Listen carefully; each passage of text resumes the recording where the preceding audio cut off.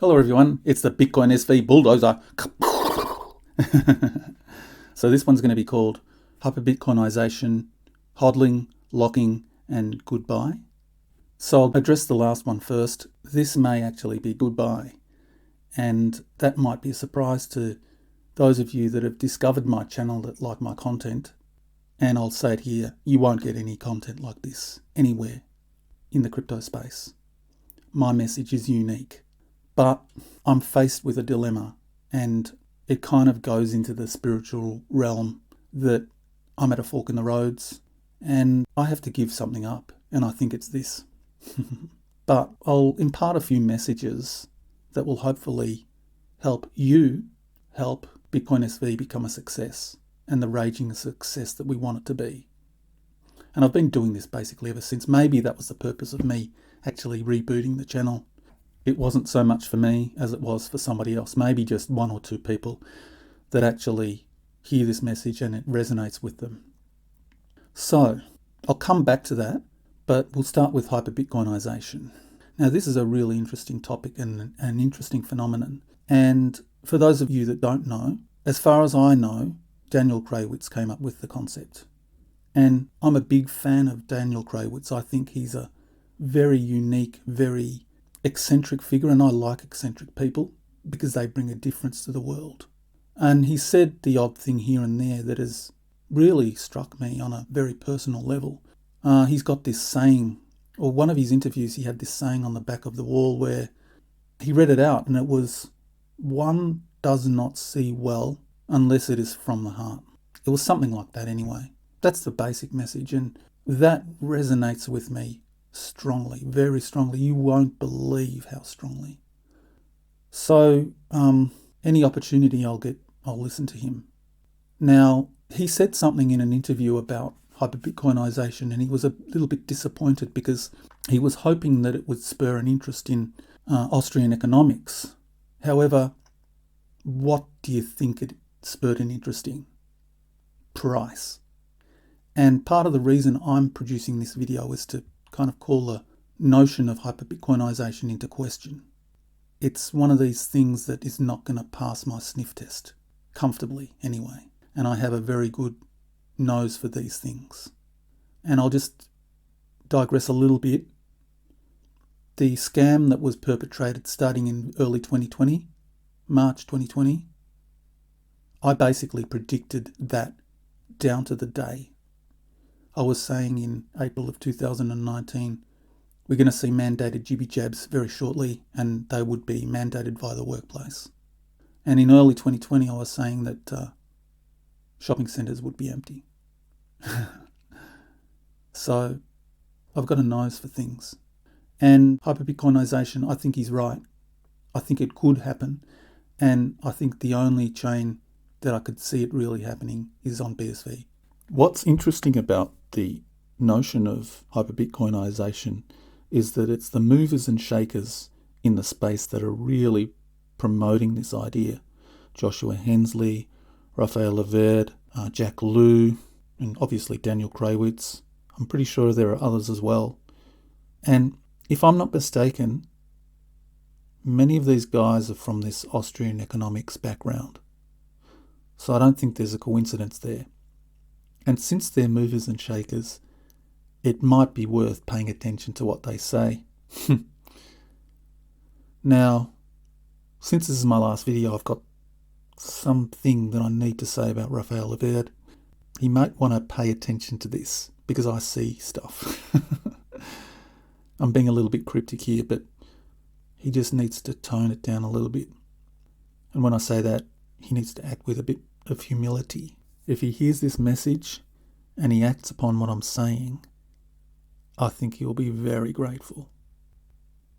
So I'm very careful with what I say here now because I can sense the dopamine chemical concoction swelling in my audience. I bet you this video will get more views than most because I'm talking about hyperbitcoinisation and price fixation. And what draws the audience to hyperbitcoinisation topics? Price. Dopamine. However, I will say, I think we're poking around really close to the mark with this hyperbitcoinization. I think all of these things are kind of stewing and brewing for a massive run, the likes of which we would not believe. Now, it's got something to do with ordinals and JPEGs and all of the wonderful stuff, locking, bitmaps, all of this stuff. And we're really close. There's a brew that somebody's going to concoct one day. It might not be for a while until we work it out, but somebody's going to concoct this brew, and that will lead to hyperbitcoinization, in my opinion. It's the killer app, it's the killer token, and it's very close. We're so close. And yet, we could be a long way off. So did I get the biochemistry in your body running? Was your need for dopamine sated? Hint, it'll never be sated. But I'm going to say there's a caveat to that happening. It requires your participation. We're not going to get to hyperbitcoinization without people doing stuff. And the key to doing stuff is what I've been saying all along. Biddling. So be a biddler and you'll be rewarded with hyperbitcoinization. Sit back and wait for it to happen and you'll miss the boat. If you hodl your coins, you're going to miss out. Which brings me to the other two topics, hodling and locking. Now, I think I hit on the problem that is infecting the space in my degen versus boomer video. The problem is that hodling has been associated with locking, and they're two very different things. The hodler is not going to lock his coins for fear of missing out on the price pump, but the hodler will not take advantage of the price pump because they're too chicken shit. Locking requires guts. Real locking requires real guts. If you really believe in hyperbitcoinization, you will lock your coins away, most of them, for an extended period of time. Now, who's going to do that? It's the ones that are actually brave. Because what if BSV turns out to be like most of the other coins in the space? It does some massive pump and then it dumps and that's the end of it. I hear all sorts of contradictory messages from hodlers. They'll never sell until it becomes the standard default currency. But then they say, oh, no, I'm going to sell at this level and this level and this level. And it's all these psychological games, psychological nonsense, in my opinion. And I think that a lot of that is due to the dopamine that's coursing through your veins. And I can say this with authority because I used to be a hodler. My mistake was missing out on the Ethereum pump in 2017. I had Ethereum, I had a whole bag, and I played games. I moved in and out of Bitcoin to see if I could increase my bags, and I did a few stupid things and I missed the massive pump.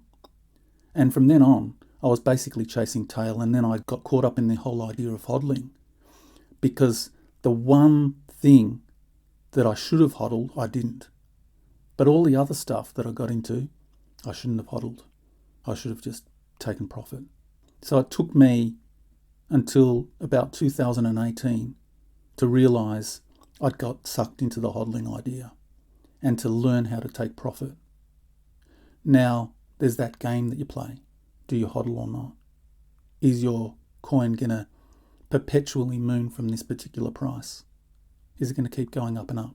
Will you not be able to get back in at this price, right? The hodler will keep the option open to sell. The locker, it takes balls to do that. But the good thing about it, once you do lock, is then you can go away and not be as subject to the whims of the markets and your emotions and the biochemistry. Because what choice do you have? The price is going to do whatever it does. And in the meantime, you've got no option to sell that stack. Locking is a great phenomenon, but I think that the way people are using it right now is not exactly the way it's going to be used. I think with the locking phenomenon, it will actually be obvious when the asset is valuable and that it will keep its value over time, increase in value. And people are going to do some very innovative things with it in combination with the ordinals and the smart contracts and the tokens. This is where the innovation comes, and this is where the hyperbitcoinization comes. But we all have to be participants in it. We have to make this thing grow. not just sit back and wait for it to grow. I mean, who's going to do it? Do you just expect it to happen of its own accord? So, I think that'll be it, my departure. Yeah, I'll say this. You can find so many opportunities in the crypto space. It doesn't have to be in BSV. There are so many. But I think the coders are going to do very well. But you don't have to be a freak coder anymore. The tools are right there, staring at us. And I would seize them if I wasn't being pulled in this other direction. The tools are all there. They're just sitting there, created by geniuses within the BSV space. So, if you want to be a coder, go and sign up to script.io. This is what I was thinking of doing.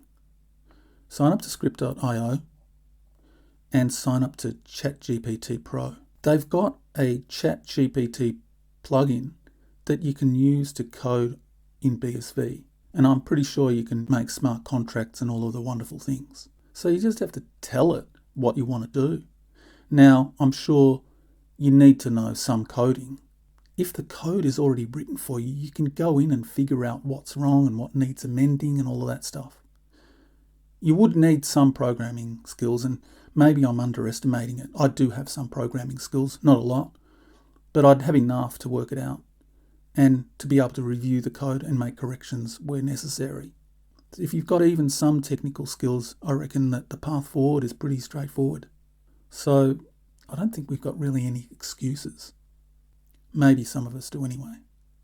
Some not excuses, but reasons.